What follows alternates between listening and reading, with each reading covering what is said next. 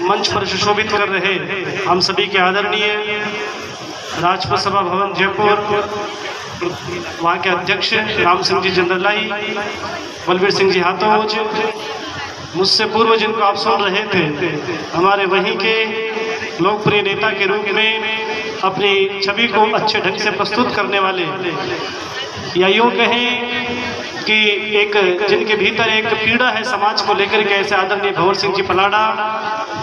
बहुत सारे जनप्रतिनिधिगण विराजमान हैं। आप सभी को सम्मानित यथायोग्य सम्मान करते हुए समुपस्थित मातृशक्ति, प्रिय सज्जनों, तारों की तरह टिमटिमाते बालक बालिकाओं, आप सभी के भीतर बैठा परमात्मा उसके पावन चरणों में प्रणाम करता हूँ। मेरा प्रणाम स्वीकार करें। बंधुओं, जिनको भी आज छोटे छोटे बच्चे, बेटियां, सभी लोग जिनको भी यहाँ पर प्रतिभा के रूप में एक सम्मान दिया गया, आपके भीतर में जो इच्छा शक्ति थी उसको जागृत करने का प्रयास किया, शिक्षा के रूप में, लेखनी के रूप में, अपने शरीर का कौशल पराक्रम दिखा करके, दौड़ के रूप में, एथलेटिक्स के रूप में सभी को जो सम्मान दिया, उनके प्रति मैं शुभकामना व्यक्त करता हूँ और आशा करता हूँ कि आपका जीवन सफल बनेगा। बंधुओं, जन्म तो सभी का होता है पर जीवन कुछ लोग बना पाते हैं। जन्म दुनिया में बहुत सारे लोग रोज पैदा होते हैं, कीड़े मकोड़ों की भांति मर जाते हैं। इस देश की पॉपुलेशन के लिए आकलन करें तो 130 करोड़ की देश की जनसंख्या है, पर कोई नरेंद्र मोदी एक पैदा होता है और योगी आदित्यनाथ भी एक पैदा होता है। बंधुओं, ये आश्चर्य का विषय है।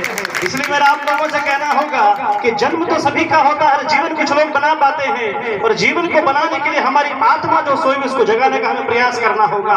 और जिस देश की, जिस कौम की, जिस सभ्यता की आत्मा मर जाती है, वो समझ लो आने वाले समय में वो देश में वो जाति, वो समाज इतिहास के पन्ने से समाप्त हो जाती है। इसलिए हमें हमारे इतिहास को जरा सा ध्यान में रखने की आवश्यकता होगी। हमें भूत का सम्मान करना होगा और भविष्य को आंख में रखना होगा और वर्तमान में जीने की महती आवश्यकता होगी। इसलिए कहीं न कहीं हमारे भीतर जो जज्बात उन्हें छुपे हुए, उन्हें जगाने की महती आवश्यकता है। मेरा बच्चों से आह्वान होगा कि जरा अपनी लेखनी की जरा जो धार उसको तेज करने की आवश्यकता है। बंधुओं, डॉक्टर अम्बेडकर ने इस बात को कहा था कि यदि आप लेखनी के दम पर इस देश के सर्वोच्च पद को प्राप्त कर सकते हैं, और जिसके हाथ में लेखनी नहीं है, बंधुओं, हमें तलवार उठाने की आवश्यकता नहीं है। पहले तो राजा का बेटा जो होता था वो राजा बनता था, आजकल मतों की पेटी से राजा पैदा होता है। आप अपने मतों के अधिकार को सुनिश्चित करिएगा। आप अपने जीवन के अंदर अच्छे संकल्प करिएगा, और अच्छे एक संकल्प रोज करते हैं तो महीने में 30 दिन होते हैं, 30 दिन संकल्प करेंगे। एक एक कदम हमें चलने की हमें आवश्यकता होगी। और जो व्यक्ति एक एक कदम चलेगा, मुझे लगता है कि शुरुआत में राम राज्य परिषद से लेकर के भारतीय जनता पार्टी चली, बंधुओं, कांग्रेस भी चली, दोनों ने दौड़ लगाई। एक तो कछुए की भांति चल पड़ा और एक खरगोश की भांति चल पड़ा। भारतीय जनता पार्टी खरगोश की भांति चली, कांग्रेस तो उस प्रकार से चली, बंधुओं, जिसका हम आकलन नहीं कर सकते हैं। परंतु वर्तमान की स्थिति जरा देखिएगा आप, जरा सा हमको झांकने की आवश्यकता है। पलाड़ा जी कह रहे हैं कि लोकतंत्र का जमाना है, और आज भगवाधारी साधु भी राजनीति में उतरने लगे हैं। बंधुओं, पर मेरा कतई कोई राजनीति से लेना देना नहीं है, ये बात मैं आपको स्पष्ट कर दूं। मैं तो ये चाहता हूं कि जरा सा हम अपने जीवन में जो हमारी आत्मा है उसको हमें जगाने की आवश्यकता होगी। एक बहुत बड़ा विचारक हुआ प्लेटो एक बात कहता था कि जो भी दुनिया में पैदा होता है वो सारे के सारे लोग बूढ़े पैदा होते हैं। आश्चर्य की बात होती है, प्लेटो के सिद्धांत को जब आप सुनेंगे तो आपको आश्चर्य होगा। प्लेटो एक बहुत बड़ा दार्शनिक हुआ विदेश का, उसने कहा जो भी पैदा होता है बूढ़ा पैदा होता है। लगता है कि वर्तमान के अंदर भी, भारत में भी बूढ़े पैदा हो रहे हैं, क्योंकि हमारे जो शरीर वो जवान दिखने पर हमारी आत्मा मरी हुई है, और जिस कौम की आत्मा मर जाती है वो समझ लो बंधुओं, जो पलाड़ा जी कह रहे थे कि आपके यहाँ पर चारों विधानसभा क्षेत्र में एक भी अच्छा व्यक्तित्व चुनाव लड़ने के लिए हमें यदि हम आगे कदम बढ़ाते हैं तो हमारा कोई साथ जरूर देगा। बंधुओं, यदि हम आगे कदम नहीं बढ़ाएंगे तो हमारा कोई साथ देने वाला नहीं है। इसलिए शास्त्र भी कहता है, संग गच्छध्वम संग वदध्वम संगे मनांसि उजानदम, साथ साथ रहो, साथ साथ चलो, और एक स्वर के अंदर हमको बोलने की आवश्यकता होगी। इसलिए शिकागो की धरती पर स्वामी विवेकानंद ने एक बात कही, उत्तिष्ठते जागृते प्राप्य बलानि बोधिते, उठो जागो लक्ष्य की ओर चल पड़ो। हम लोग सोए हुए हैं बंधुओं, हमें जरा सा आंख खोलने की आवश्यकता होगी, भीतर से हमारी जो रजपूती उसको जगाने की आवश्यकता होगी, या यूं कहें कि आपको मानवता जगाने की आवश्यकता होगी। और जिस कौम में मानवता जग जाती है, हमारा जो आपका जो समाज है वो सभी को साथ लेने वाला समाज था। ये समाज ने कभी जातिवाद नहीं किया, वंशवाद नहीं किया, परिवारवाद नहीं किया। जब देश की आवश्यकता पड़ी अपने बेटों को देश की सेवा में बलिदान के लिए भेज दिया। बंधुओं, ये वो समाज है। परंतु दुर्भाग्य आज वर्तमान का ये है कि जो समाज देश के लिए कटने मर मिटने के लिए तैयार रहता था, उसकी कोई पार्टियां देख रेख नहीं करती है। अरे कोई बंधुओं, जब शेर बूढ़ा हो जाता है, उसके पैर में कांटा लग जाए तो कोई उसके कांटा निकालने नहीं आता है और उसे सड़ सड़ के मरना पड़ता है। इसलिए मैं आप लोगों से कहने के लिए यह मानपुरा पहुंचा हूं, इसलिए कि आप जरा सा एकजुट होकर के संगे शक्ति कलो युगे, कलयुग का सबसे महामूल मंत्र है एकजुट रह करके, एक छत्र, एक झंडा और एक समाज की विचारधारा को रखते हुए हम सबको आगे चलने की आवश्यकता है, सभी को साथ लेने की आवश्यकता है। बंधुओं, यहाँ हम यहाँ बैठे, इसका मतलब ये नहीं कि हम आपसे बड़े हैं या श्रेष्ठ हैं, हम सब लोग बराबर हैं, ऐसी भावना हम सबको रखनी होगी। छुआछूत की भेद भावना को मिटाना होगा,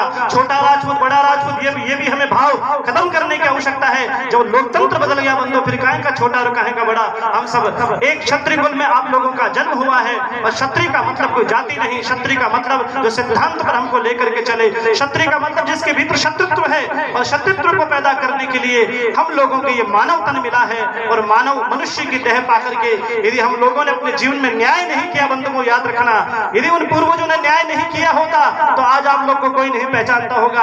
अब आपको है कि आप कुछ नया इतिहास बनाएं। मैंने कहा ना, जन्म सभी का होता है, जीवन महाराणा प्रताप का हुआ, शक्ति सिंह जी उनका भाई था, और भी उनके परिवार के सदस्य रहेंगे, पर उन्हें कोई नहीं जानता है बंधुओं। इसलिए कबीर कहते हैं, कबीरा जब हम पैदा हुए जगत हंसे हम रोए, करनी ऐसी कर चलो कि हम हंसे जग रोए। ऐसा कोई काम करके जाओ कि आने वाली पीढ़ियां आपको याद करे बंधुओं, ऐसा कोई काम ना करे कि जिससे हमारी पीढ़ियां बर्बाद हो जाए। आज सोशल मीडिया के द्वारा बना लो किस प्रकार की फोटो महिलाएं फोटो लगाती हैं, मुझे आश्चर्य होता है कि आप लोगों को, जिस कौम के आप सभ्यतावान कौम थे, ऐसी फोटो बोतलों के पीछे लगती है बंधुओं। क्या मैसेज देना चाहते हैं आप समाज के अंदर, क्या लोगों को बताना चाहते हैं, जरा सोचें आप लोग। मैं आप लोगों से कहना चाहूंगा, विशेष रूप से ये बड़ी बड़ी शादियां पार्टियां होती है, इसमें एक साथ बैठ करके लोग बाहर दूर से नाचने वालों को बुलाकर आप लोग टुक टुक लगा के देखते रहते, शर्म आने वाली बात है बंधुओं। वहाँ आपका बेटा भी बेटा, वहाँ बेटी भी बेटी है। क्या हम किस कौम की बात करना चाह रहे हैं कि हम वो क्षत्रिय बचे रहे, राम के वंशज हम लोग बंधुओं। राम भी स्कूल में पैदा हुआ, कृष्ण भी स्कूल में पैदा हुए, बड़े बड़े ऋषि महर्षि। इस क्षत्रिय जाति ने अध्यात्म की पराकाष्ठा करी, इस क्षत्रिय जाति ने तप की पराकाष्ठा करी, इस क्षत्रिय जाति ने बल की पराकाष्ठा करी। पर दुर्भाग्य है बंधुओं, आज हम जरा सा में लज्जित होने को महसूस होता है। राजस्थान भर में जाते हैं, कई राज्यों में जाना होता है। इसलिए युवा साथियों से मेरा विनम्र अपील होगी, हमें किसी प्रकार की कोई गलत टिप्पणी फेसबुक के माध्यम से या सोशल मीडिया के माध्यम से नहीं करें। कोई भी यदि कोई लड़ाई होती है बंधुओं तो उसको धरातल पर लड़ी जाती है, कोई फेसबुक पे या कोई ट्विटर पे लड़ाई नहीं लड़ी जा सकती है। इसलिए ये सब फेसबुक की ये जो ढकोसला बनती है, इसको बंद करिएगा, मेरा आप लोगों से अपील प्रार्थना होगी। इसलिए रामधारी सिंह दिनकर कहते हैं कि जीवन में संकट तो आएगा, परीक्षा भी ली जाएगी। अरे मैं तो कह रहा हूँ पृथ्वीराज चौहान के आपसे महाराणा प्रताप छीन लिया जाएगा, क्या करोगे बैठे बैठे आप? आपसे सब कुछ छीना जाएगा, परंतु संकट परिस्थिति में व्यक्ति को धैर्य नहीं खोना चाहिए। इसलिए रामधारी सिंह दिनकर कहते हैं कि है विघ्न कौन ऐसा जग में टिक सके, नरवीर के मग में कम ठोकता है जब नर पर्वत के जाते पांव उखड़, मानव जब जोर लगाता है पत्थर पानी बन जाता है। इसलिए बंधुओं, आप वो लोग हैं, उस क्षत्रिय कुल की शाखा के छोटे से बीज हैं, आप में वो अपार शक्ति है। परंतु हम लोग जब बंधुओं शेर जब अलग अलग बढ़ जाते हैं अपने टुकड़ों में, तब वहां जंगल में राजा कोई नहीं होता है। और जब शेर एकजुट इकट्ठे हो जाए और दहाड़ मारे तो पूरे जंगल के सारे जानवर एक तरफ हो जाते हैं और सिंह अकेला राज करता है। इसलिए बंधुओं, आप जरा सा अपने जीवन को जगाने का प्रयास करिएगा। धन सिंह जी को विशेष रूप से साधुवाद देना चाहेंगे कि उन्होंने हम सब लोगों को यहाँ बुलाया है, इकट्ठा किया है। और जितनी भी हमारी बेटियां, हमारे बच्चे जो भी आज समाज में आगे और जा रहे हैं, मैं ईश्वर से प्रार्थना करता हूँ आपका जीवन भविष्य में बने, आपका उज्जवल भविष्य हो, आपके जीवन में सहन शक्ति बढ़े। और विशेष रूप से राम सिंह जी चंद्रलाई, गिरिराज सिंह की लोटवाड़ा इस संसार में नहीं रहे। अच्छा व्यक्तित्व है, उनके साथ मेरा कई समय तक उनका वार्तालाप संवाद बना रहा, कई कार्यक्रम हमने शिरकत करी, उन्हीं की जगह पर राम सिंह चंद्रलाई बैठे हैं। एक समाज के सन्यासी होने के नाते मैं विशेष रूप से आपसे कहूंगा, सत्ताएं आएगी जाएगी, अटल बिहारी वाजपेयी के शब्दों को याद रखिएगा। ये बरसात के मेंढक है बंधुओं, ये बरसात के मेंढक हैं। बरसात होती तभी मेंढक आपको दिखते होंगे, याद रखना। और आने वाले 23 में बरसात आने वाली है फिर वापिस, और फिर मेंढक निकल करके बाहर आएंगे, सत्ताएं आएंगी और जाएंगी, पर समाज एक रहना चाहिए बंधुओं, इस बात को याद रखें। धीरे राम सिंह जी विशेष रूप से जिम्मेदारी आपकी है। कहीं प्रलोभन होगा, कहीं सीट का दुरुपयोग करने आएंगे, कोई धोख लगाने आएगा, बड़े बड़े सीएम राज्यपाल भी पहुंचेंगे सभा भवन के अंदर, पर समाज के जो अंतिम पंक्ति की जो पीड़ा, हमारी बहन बेटी हमारा भाई जो धानी